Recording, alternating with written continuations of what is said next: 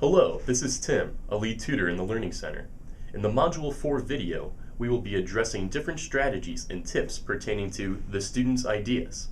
The three areas that we will be addressing are active listening, encouraging student ideas, and building on students' ideas.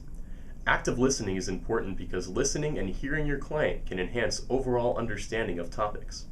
During a session, it's important to also encourage student ideas so that students are more prone to actively engage and stay involved during the session. And finally, building on students' ideas is important to foster collaboration and participation, as well as boost confidence. And now, enjoy the following session pertaining to active listening. In Module 3, we focused on the importance of listening. First, we are going to expand on that and delve into the idea of active listening. Active listening is one of the most important and fundamental aspects a tutor can employ during a tutor session. Active listening shows the client that you are engaged, involved, and care, as well as opens the door for many other useful tutoring techniques. The first thing to consider when actively listening is yielding to the student's ideas. Having the client work through their own ideas is a more beneficial technique than the tutor explaining everything. If you find yourself talking at the same time as a client, back off and let the client express their thoughts. It's also important to not interrupt or spoon-feed information to your client. As we saw in Module 3, interrupting and spoon-feeding the client can derail their thought process and create frustration. It might also result in the client not learning the information in the best manner possible. While a client is speaking, make sure you really listen and work to understand their thought process. They may understand a concept even if they are not using the official technical terms you know so well. Understanding their thought process can help you explain a concept in terms the client understands, which will lead to a more comprehensive knowledge of the subject. If the client takes some time to think through a solution or an explanation, do not break their thought process. Silence is not always a bad thing. It may take them more time than anticipated to understand certain concepts and ideas, and it is important to give them the necessary time to think through the idea. It may also be useful to use delayed positive reinforcement, a technique that involves restating correct ideas the client used earlier in a session. This shows that you've been paying close attention to the entire time, and the client may be motivated to offer more of their own ideas because of this. In the following demonstration, see how many of these ideas you can identify. So we've gone over the basics of basket weaving. Now, what are some things we have to consider when doing it underwater? Well, Go ahead. Well, if you're thinking about the coiled weave, which deals with very soft materials, you may want to have sections of those weave together before you take those underwater. Yeah, exactly right. Great idea. Now, what about the more advanced technique of the twined weave? Well, I think that with the twined weave, you use all materials that are very hard, so you could probably do that entire weave underwater. Are you sure all three materials are going to be hard for a twined weave? Oh wait, I think two of them might be soft. Right. You made a great point earlier about weaving soft materials above water, so you think that could apply here? Yeah, absolutely. So what you could do is weave the soft materials above water and then take those underwater and use the hard ribs to weave the coils together. Excellent, exactly right. All right. Notice how the tutor yielded to the client's ideas when both began to speak at the same time. Letting the client express his or her own thoughts is far more important than getting your own across. Another great technique the tutor employed was delayed positive reinforcement. Notice how the tutor used the client's correct response from earlier to give him a hint as to what the correct answer was. When a client offers up ideas, acknowledge them and provide feedback. It is important to make the client feel comfortable and safe enough to participate during your session. Positive reinforcement is incredibly important, especially for clients who are reluctant or embarrassed to come to tutoring. Acknowledging that a client is growing and practicing positive behaviors is a great way to support them and encourage them to continue to grow. If a client makes a mistake or offers incorrect ideas, let them know that you appreciate their thinking and continue to establish rapport before immediately correcting them. Fostering this positive and supportive relationship will help both you and your client to best utilize time spent in a tutoring session. In addition to emphasizing a client's correct idea, you should use their thoughts throughout the session. Regardless of whether they are right or wrong, using their own thoughts helps the client connect to the material in his or her own way and shows them that you have been listening to what they have to say. Hi, I'm Danielle, and I have been tutoring at the Learning Center for over a year, and I tutor history, political science, and geography. And one of my favorite things that I like to do with my clients is to ask them a bunch of questions to help guide their thinking. And when I ask the questions, I force them to guess, and this helps them think about what they're learning about and think about what they're thinking, as well as me know what they're thinking to help guide their thinking, as well as me not giving them the answer. So this helps them know their content, review the content in their mind, and helps build their memory.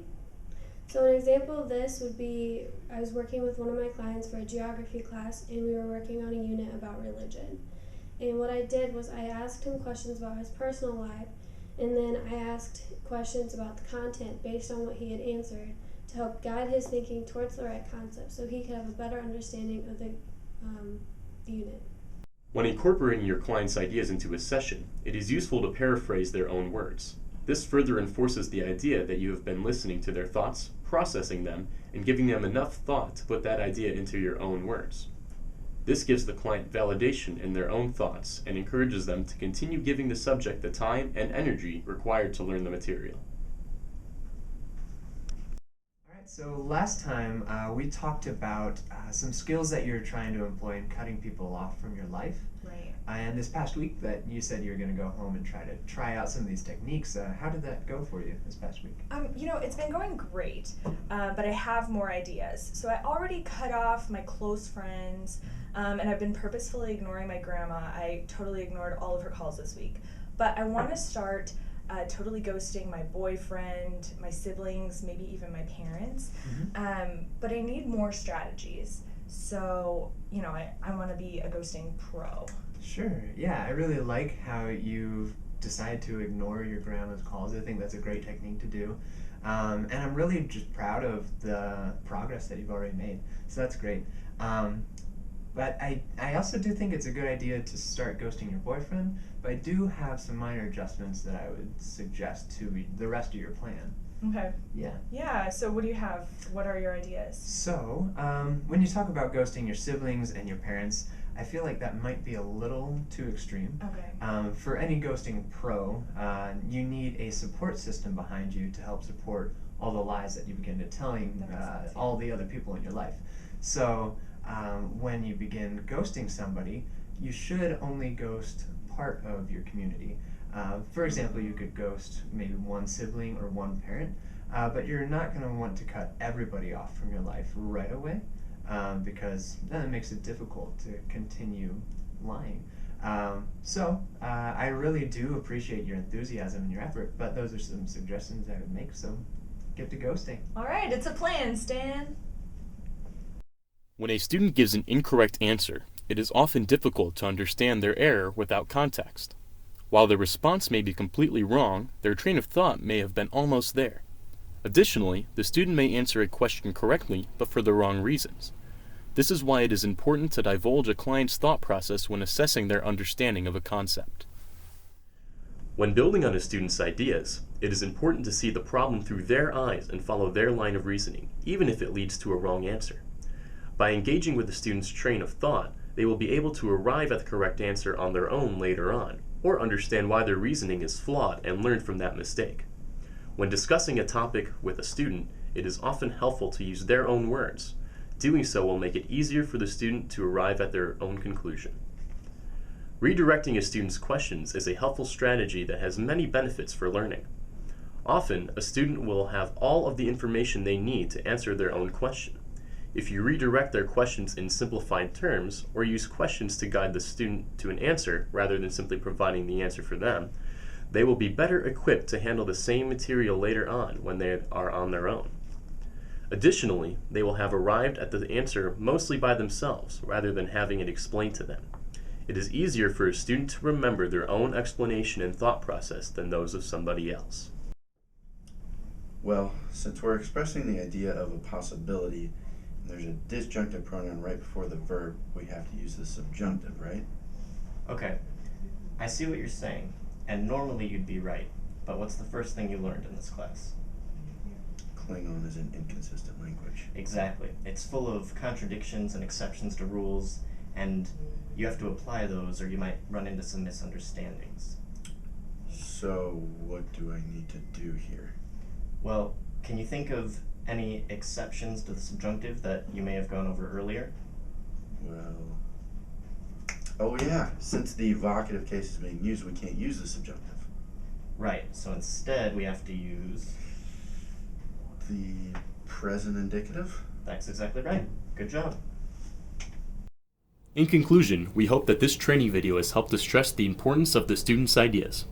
By now you should understand the role of active listening, as well as how to incorporate, encourage, and build upon students' ideas in your tutoring sessions.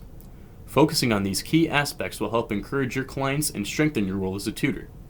Using delayed positive reinforcement will create meaningful and beneficial relationships between clients and tutors.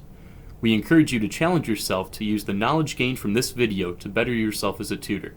Incorporating these strategies will help your client to feel welcome and supported, and can only help both of you in your sessions. Thank you for watching, and continue your good work. So we've kind of gone over the basics of basket weaving. Now, what are some things you'd have to consider while doing it underwater? Well, if you're thinking about the coiled You weave, didn't pause. I thought you were just going to... Well, we're not pausing at that time. What's this? We're just speaking at the same time.